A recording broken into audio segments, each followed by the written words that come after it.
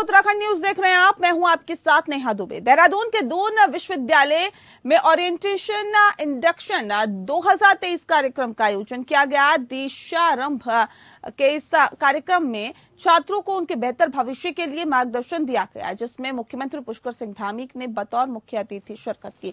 इस अवसर पर मुख्यमंत्री ने कहा है कि उत्तराखंड ऋषियों की भूमि रही है, इसमें नए छात्रों की दीक्षा शुरू हो रही है। उन्होंने छात्रों से समय पर सदुपयोग कर जीवन में सफलता हासिल करने की बात कही है। उच्च शिक्षा मंत्री धन सिंह रावत ने कहा है कि नई शिक्षा नीति के जरिए बच्चों को रोजगार परक शिक्षा दी जा रही है, जिससे बच्चों का कौशल विकास भी हो रहा है।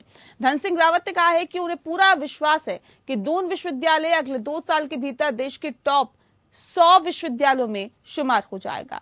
दून विश्वविद्यालय के vice chancellor professor Surekha Dangwal का कहना है कि यहाँ नए कोर्सेस के साथ ही बेहतर गुणवत्ता की शिक्षा प्रदान की जा रही है। उनके आज विश्वविद्यालय की पढ़ाई प्रारंभ हुई है और हमारी नई शिक्षा नीति, जिसमें 1 से लेकर कक्षा 12 तक प्रवेशोत्सव और विश्वविद्यालय महाविद्यालयों में दीक्षारंभ दिवस, ये सब जगह मनाए जा रहे हैं। आज दून विश्वविद्यालय में भी आज इसकी शुरुआत हुई है। मैं सभी विद्यार्थियों को, सभी कर्णधारों, सभी आने वाले भविष्य के हमारे महत्वपूर्ण क्षेत्रों में जाने वाले इन विद्यार्थियों को सबको शुभकामनाएं देता हूं कि वो अपने जीवन में उच्च शिखरों को छुएंगे, नए आयामों को स्थापित करेंगे और हमारी जो प्राचीन संस्कृति है उस संस्कृति को भी पीढ़ी दर पीढ़ी आगे बढ़ाने में अपना योगदान देंगे। धन्यवाद। अल्मोड़ा के जिलाधिकारी द्वाराहाट दौरे पर पहुंचे। उन्होंने कहा कि जल्द ही गौ सदन का निर्माण होगा, जिससे कि आवारा गौवंशीय पशु नहीं घूमेंगे। जिलाधिकारी अल्मोड़ा विनीत तोमर यहां पहुंचे और निरीक्षण भवन में अधिकारियों संग बैठक कर आवश्यक निर्देश दिए। वहीं चौखुटिया तहसील में बहुप्रतीक्षित झील तड़ाग ताल में बनने के लिए डीपीआर बनाकर शासन को भी भेज दिया गया है, जिसके बाद उस पर सर्वे भी शुरू हो चुका है। अब उस झील का निरीक्षण करने के लिए जिलाधिकारी अल्मोड़ा पहुंच रहे हैं। साथ ही चौखुटिया तहसील का भी निरीक्षण किया जाएगा। जिलाधिकारी ने एनएच विभाग से बात करके राज्य सरकार की जमीन पर अतिक्रमणकारियों के खिलाफ भी कार्रवाई करने की बात जिलाधिकारी ने कही है। उनके साथ ही डीएफओ और उप जिलाधिकारी द्वाराहाट, तहसीलदार के साथ तमाम विभागों के अधिकारी मौजूद रहे।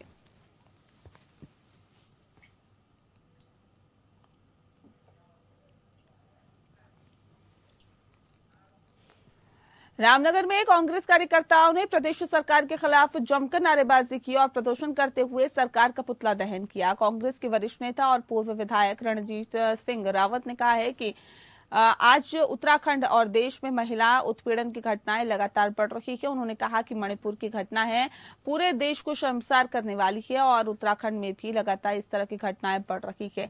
हाल ही में हरिद्वार में एक इसी प्रकार का वीडियो वायरल हुआ है, जिसमें भाजपा नेता शामिल है। उन्होंने कहा कि इसके अलावा देहरादून में भी इसी प्रकार का एक मामला सामने आया है। रणजीत सिंह रावत ने कहा है कि महिला उत्पीड़न के अधिकांश मामलों में भाजपा के नेता और कार्यकर्ता की संलिप्तता भी पाई जा रही है, जो कि एक गंभीर चिंता का विषय है और सुरक्षा देनी चाहिए। बता दें आपको, यदि ऐसा नहीं हुआ, ये भी कहा कि कांग्रेस कार्यकर्ता इसके खिलाफ सड़क पर उतरकर प्रदर्शन करेंगे।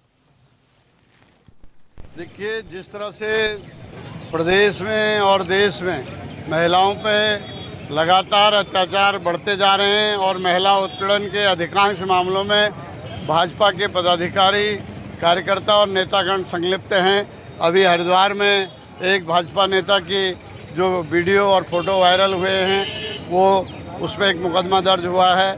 देहरादून में एक महिला का शव कूड़े के ढेर में मिला है और अंकिता भंडारी केस हम सबके सामने है, उसमें आज तक वीवीआईपी का नाम उजागर नहीं हुआ है। मणिपुर में महिलाओं के साथ जो किया गया है वो किसी भी सभ्य समाज में जो है स्वीकार्य नहीं है, उससे हम सब का सर शर्म से झुक रहा है। इसलिए हम इस सरकार को चेताने आए हैं कि वो महिलाओं के प्रति अपने अत्याचार को बंद करे, कानून व्यवस्था को दुरुस्त करे और इसी के विरोध में हमने आज यहाँ पर भाजपा सरकार का पुतला वहीं देहरादून के कैरी गांव स्थित स्टेशन पेट्रोल पंप पर बदमाशों का आतंक देखने को मिला है। 10 से 12 युवकों ने सेल्समैन को जमकर पीटा, जिसका सीसीटीवी फुटेज सोशल मीडिया पर जमकर वायरल हो रहा है।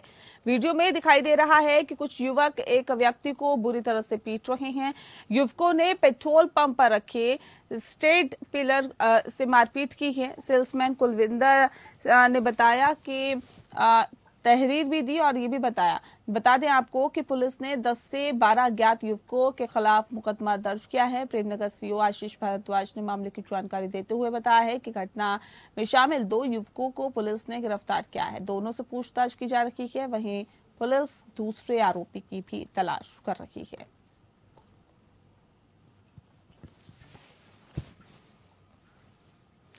उत्तराखंड में इस बार मानसून के सीजन में बादल गरज कर बरसे हैं। अकेले जुलाई महीने की बात करें तो वर्षा सामान्य से 32% अधिक दर्ज की गई है। मौसम वैज्ञानिक रोहित थपलियाल ने बताया है कि राज्य में 1 जून से 31 जुलाई तक बारिश 16% अधिक रही है, जबकि आने वाले दिनों में भी इसके सामान्य रहने की संभावना है। अगले कुछ दिनों में मॉनसून एक्टिविटी बढ़ेगी, जिससे कि राज्य के अधिकतर इलाकों में हल्की से मध्यम वर्षा होने के आसार है। विशेषकर कुमाऊं मंडल के जनपदों में भारी वर्षा की संभावना व्यक्त की गई है।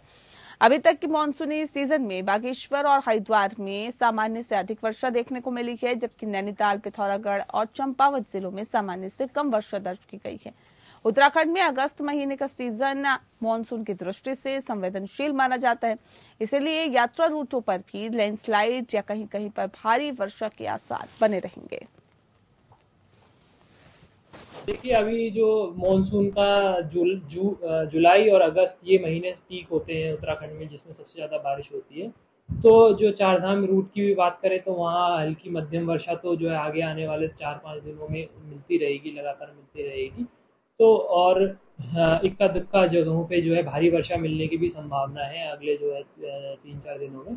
तो इसमें ये है कि चारधाम यात्रा जो अगर कोई यात्री जाते हैं तो बहुत सावधानी से जाएं।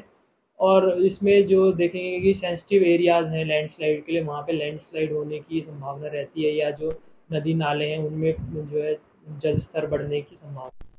नैनीताल के हल्द्वानी में भी आपको बता दें कि कंजक्टिवाइटिस यानी कि आई फ्लू के मरीजों की संख्या में वृद्धि देखी जा रही है। कुमाऊं के सबसे बड़े बेस अस्पताल के नेत्र रोग विभाग में 80% मरीज आई फ्लू के पहुंच रहे हैं।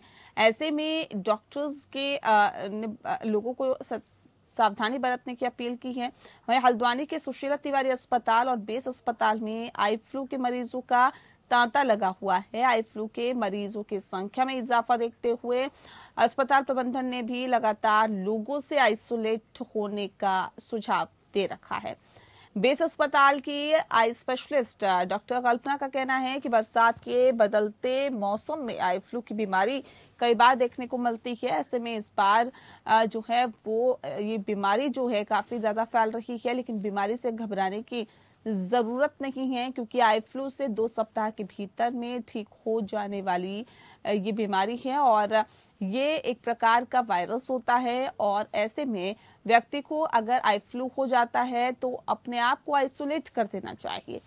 डॉक्टर कल्पना के मुताबिक अस्पताल में रोजाना करीब 200 मरीज की ओपीडी हो रही है, जिसमें करीब 120 से 140 आई फ्लू के मरीज इलाज के लिए आ रहे हैं। बता रहे हैं जैसे अगर आज 200 की ओपीडी थी तो ये मान के चलिए कि आपकी 130 से ऊपर तो आई फ्लू के ही मरीज थे, 130 से 40 से ऊपर। कारण एक तो ये बदलता हुआ जो मौसम है वही लग रहा है, क्योंकि ये वायरल कंजक्टिवाइटिस है तो वो बदलते मौसम की वजह से ही होता है। सावधानी इसमें ये बरतनी चाहिए कि बहुत ज़्यादा एक साथ इकट्ठे ना हों। अच्छा, और बार बार जो ये नॉर्मली जितने आज पेशेंट आए तो सब में यही लग रहा था कि लोग बर्फ़ से सिकाई कर लेते हैं, ठंडे पानी से आँख धोते हैं, जो कि बिल्कुल कॉन्ट्राइंडिकेटेड है, वो ना करें।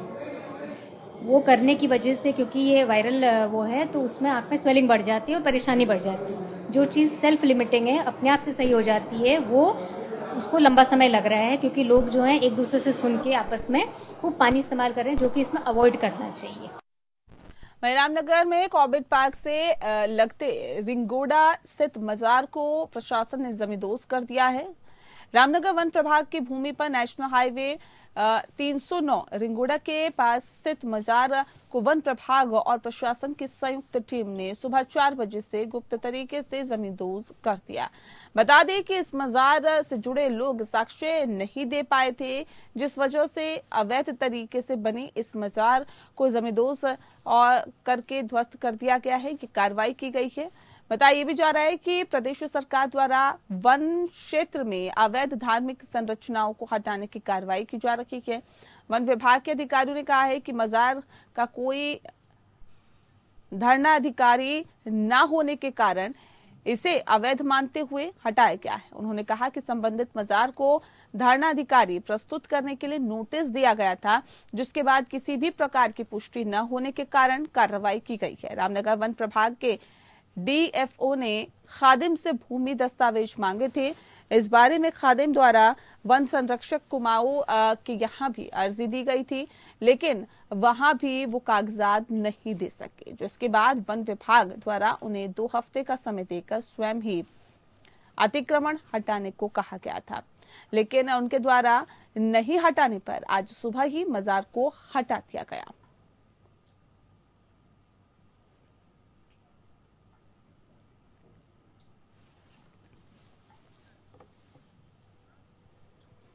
वहीं पौड़ी के कंडोलिया थीम पार्क पर अब ताला लटक गया है। बता दें आपको कि पार्क का संचालन कर रखे संचालक ने आर्थिक नुकसान के चलते पार्क के संचालक से अपना हाथ खींच लिया है। इसके बाद पार्क के संचालन पर संशय के बादल भी छा गए हैं। यहाँ पर्यटन को बढ़ावा देने के लिए साल 2021 में जिला मुख्यालय पौड़ी के कंडोलिया स्थित वन पंचायत की जमीन पर थीम पार्क का आयोजन किया गया था। इसको बनाया गया था साथ ही साथ जिससे कि पर्यटन को पंख लग सके। अब पार्क पूरी तरह से पर्यटन गतिविधियों के लिए फिलहाल बंद हो गया है। कंडोलिया थीम पार्क के बंद होने से सबसे अधिक फर्क बच्चों को पड़ रहा है। बता दें आपको कि पार्क में बच्चों के खेलने के लिए झूले, थिएटर, ओपन जिम जैसे हाईटेक सुविधा मुहैया कराई गई थी। वहीं पार्क में काम कर रहे कर्मचारी ने बताया कि पार्क खुलने से यहां पर 12 से 13 स्थानीय लोगों को रोजगार भी मिला था, मगर अब उनके ऊपर रोजगार का संकट गहरा गया है। वहीं इस मामले में डीएम डॉक्टर आशीष चौहान ने बताया है कि पार्क के बेहतर संचालन के लिए जल्द ही इको डेवलपमेंट काउंसिल का गठन किया जाएगा।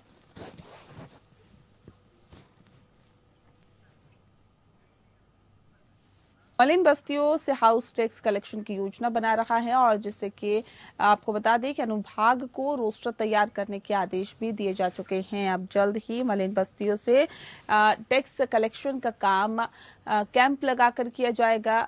नगर आयुक्त मनोज गोयल के अनुसार लगभग 5 से 6 करोड़ का टैक्स इन मलिन बस्तियों से निगम को प्राप्त हो सकता है।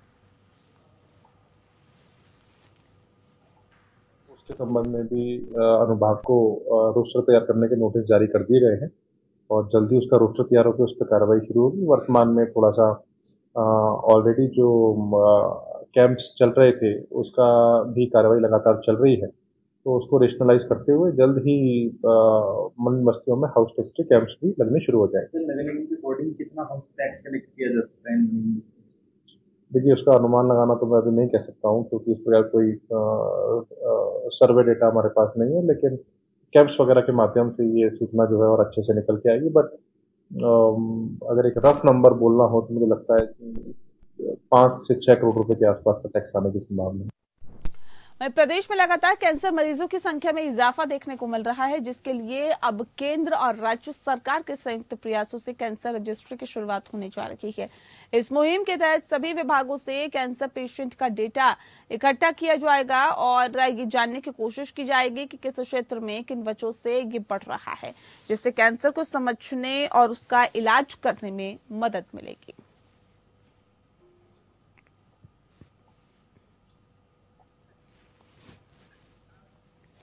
उत्तराखंड कांग्रेस के 2 नेता आमने सामने आ गए हैं। कांग्रेस के प्रदेश महामंत्री राजेंद्र शाह के ऊपर कांग्रेस के प्रदेश अध्यक्ष का वीडियो वायरल करने का आरोप लगा है। आरोप में कितनी सत्यता है ये अनुशासन समिति तय करेगी। मामला उस वीडियो से जुड़ा हुआ है जिसके बाद खुद कांग्रेस के प्रदेश अध्यक्ष को गढ़वाल के लोगों से माफी मांगनी पड़ रही है। उनके इस वीडियो के वायरल होने के बाद कांग्रेस की प्रदेश प्रवक्ता गरिमा दसौनी ने राजेंद्र शाह के ऊपर जमकर हमला किया था और उन्हें पुरानी बातें याद दिलाने की बात कही थी। साथ ही उन्होंने कहा कि ऐसे कई पुरानी वीडियो हैं जहां पर राजेंद्र शाह गलत बयानबाजियां करते हुए नजर आ रहे हैं। उनके इस बयान के बाद अब राजेंद्र शाह भी सामने आ गए हैं। उन्होंने मीडिया से बातचीत करते हुए कहा कि प्रदेश की स्वयंभू प्रवक्ता का वीडियो मैंने देखा है। वीडियो में वो मुझे लेकर 3-4 बातें कह रही थी। राजेंद्र शाह ने इस बात से इनकार किया कि उन्होंने पार्टी के किसी नेता को अपशब्द कहा। शाह ने कहा कि उनको अब ये सबूत पेश करना चाहिए, नहीं तो मैं कानूनी कार्रवाई करूंगा। देखिए, शुरू दिन से आज तक मैं एक पार्टी की बहुत ही अनुशासित सिपाही के रूप में रही हूँ। पार्टी की सोशल मीडिया हो या सार्वजनिक सभा हो, कभी भी लानत बलानत करने से पार्टी या पार्टी के नेताओं से हमेशा मैंने गुरेज रखा है। और जो कुछ भी मुझे इस मामले में कहना है मैं पार्टी प्लेटफॉर्म पर रखूंगी, पार्टी हाईकमान के सामने रखूंगी। और राजेंद्र शाह जी स्वतंत्र हैं, बिल्कुल वो जो कदम उठाना चाहते हैं उठाएं। और मुझे लगता है कि पार्टी एक परिवार होती है और परिवार की बातें यदि परिवार में ही रहें तो ज्यादा अच्छा रहेगा।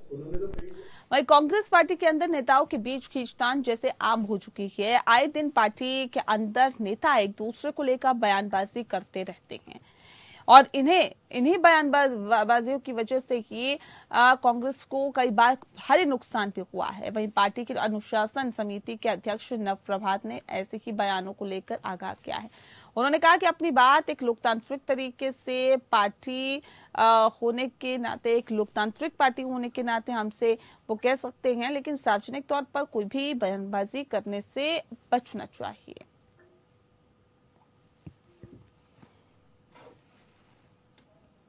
कांग्रेस के साथियों से निवेदन करता रहा हूं कि अगर उनके दिमाग में कोई विचार ऐसा है जिससे ये प्रतीत होता है कि वो कांग्रेस की किसी नीति से, हमारे किसी वरिष्ठ कांग्रेस जन के कार्य से या किसी वरिष्ठ कांग्रेस जन के व्यक्तित्व से सहमत नहीं है, तो वो एक लोकतांत्रिक पार्टी होने के नाते कांग्रेस में अपनी बात व्यक्त कर सकते हैं, पर सार्वजनिक अभिव्यक्ति किसी भी कीमत पे ना करें।